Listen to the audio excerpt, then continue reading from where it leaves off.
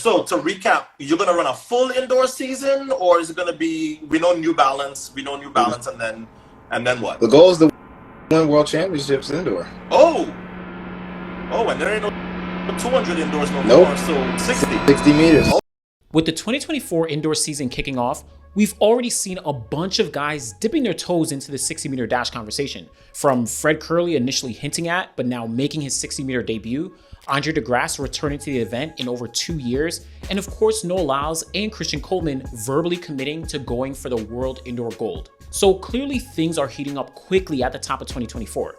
But in addition to the World Indoor Championships going down in Glasgow, Scotland this year, there is also an Olympics happening in the summer where all these guys are likely to line up for the 100-meter dash in Paris, France. Noah recently spoke with Otto Bolden about his goal to win the 60-meter gold medal at the World Indoor Championships. Christian Coleman also recently spoke with Chris Chavez of Citius Mag about his goal of winning the World Indoor title as well. Now, you're probably thinking that this is just business as usual for Christian Coleman, as he's a world indoor record holder, the 2018 gold medalist, and the 2022 silver medalist in the 60-meter dash, right? But on the flip side, many may be thinking that Noah Lyles is a little bit reaching considering he's more dominant in the 200, but may still be figuring things out in the 100 and won the title in a down year, right? But for the record, let's be clear, Noah didn't get lucky. He excelled in the 100 meters, and winning the sprint triple in Budapest actually makes him one of the greatest sprinters of all time. You can check out the recent video I just did on this topic. But aside from debating who's actually going to win the gold or what time they're going to run indoors, I'm actually interested in a different discussion right now. Throughout history, there have only been a select few athletes who have ever been able to win a gold medal in the 60-meter dash and 100-meter dash throughout their careers. Even more rare is the feat of winning the 2 titles in the same year. And with both Glasgow and Paris going down in 2024, and a bunch of top 100-meter guys already committing to running world indoors, what are the chances we actually see one of them pull off the unprecedented double this year? Let's talk about it. First, here's some context. The World Indoor Championships was first held in 1985, initially known as the World Indoor Games. The second edition in 1987 was eventually renamed to the World Indoor Championships. And yes, we're all patiently waiting for it to be renamed again, this time to the World Short Track Championships. But since 1985, there have been 19 editions of World Indoors. Initially, they occurred every 2 years during odd-numbered years, similar to the World Championships how they work now. But in 2004, they transitioned the event to even years so as to not conflict with the outdoor championships. Also note that the pandemic in 2020 completely messed up the schedule on all fronts, but things will be back to normal in about 2026. So because of that, between 1985 and 2003, World Indoors was the same year as World Outdoors. But now, since 2004, it's been the same year as the Olympics. 2022 was the only exception. Again, the pandemic. So let's look at some stats really quickly. When talking about the men's 60-meter dash, in the 19 editions of World Indoors, 17 men have won the gold medal. Canada's Bruni Surin and America's Justin Gatlin are the only 2 athletes to win the title twice.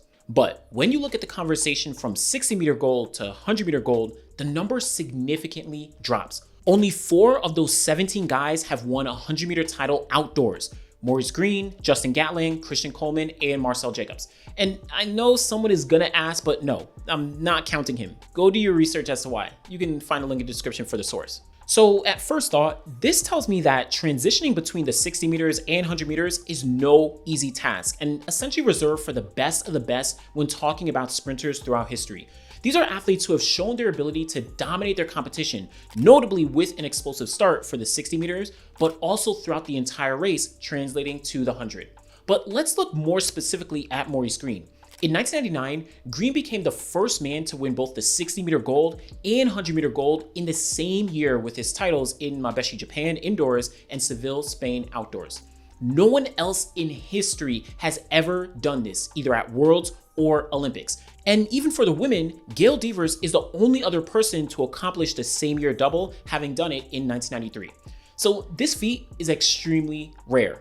The closest person to the double outside of Maurice Green on the men's side was actually Justin Gatlin in 2012 when he won the 60 meters in Istanbul and then finished 3rd place at the London Olympic Games. So essentially, as we can see, there's a strong opportunity for someone to accomplish this feat this year by winning titles in Glasgow and Paris. And remember, 1999 was a world championship year where Green won his golds.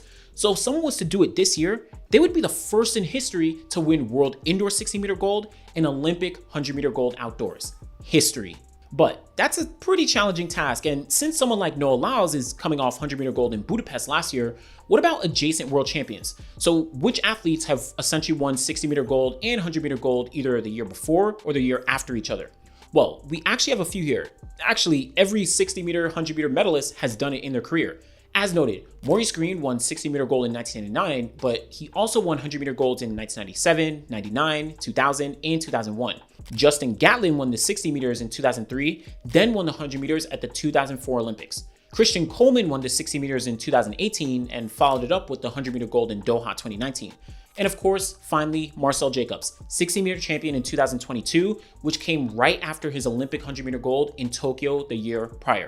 Now, the final stat that I do want to point out is the number of athletes who have won medals of any color in the 60 and 100 meters throughout their careers. And it's actually way lower than I personally initially thought. For the men, out of the 46 different medalists in the 60-meter dash, only 17 of those guys have won medals of any color outdoors in the 100-meter dash. And that's either at Worlds or Olympics. In history, just getting a medal of any color. But so what does this all mean? Well, at a basic level, any athlete that medals both indoors in the 60 and outdoors in the 100 with any color medal is essentially cementing themselves in history. A step up would be someone like Noah Lyles winning 60-meter gold to complement his 100-meter gold from last year, joining the 4 others who have actually done it. Another step up would be Christian Coleman winning gold, complementing his 2018 win and joining the 2 others who have actually done that. But the ultimate accomplishment would be to win the 60-meter gold in Glasgow and the 100-meter gold in Paris. Only Maurice Green has done it in 1999 at Worlds, but this would be the first time to see it done at the Olympics. Now, we know that Noah Lyles and Christian Coleman have already verbally committed to World Indoors, but don't sleep on some other names, right? Andre DeGrasse can always surprise. Fred Curley is a complete wild card. Marcel Jacobs and Trayvon Bromell could dip their toes in as former 60-meter champions. Even Ferdinand Omanyala, he actually competed at the 2022 World Indoor Championships. And don't sleep on Jamaicans like Akeem Blake and Oblique Seville if they even decide to compete indoors. My point is that winning Olympic 100-meter gold is already a tough task, but for those who choose to dip into the 60 meters, they'll also be challenged likely by many of the same guys. Both fields are very, very deep and completely wide open when looking at this year. And just to further highlight this challenge, we know the 60 and the 100 are completely different events. Just because an athlete does well in the 60 doesn't mean they're all of a sudden going to be experts at the 100.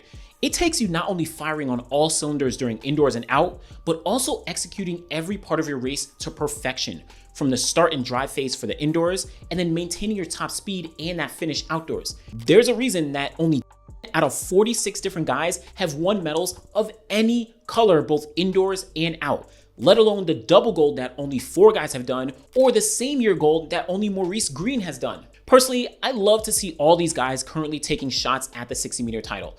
But as we look towards the World Indoor Championships in Glasgow this year, we know for sure that it will be a hotly contested race, and some of the guys will be looking to make history in the event.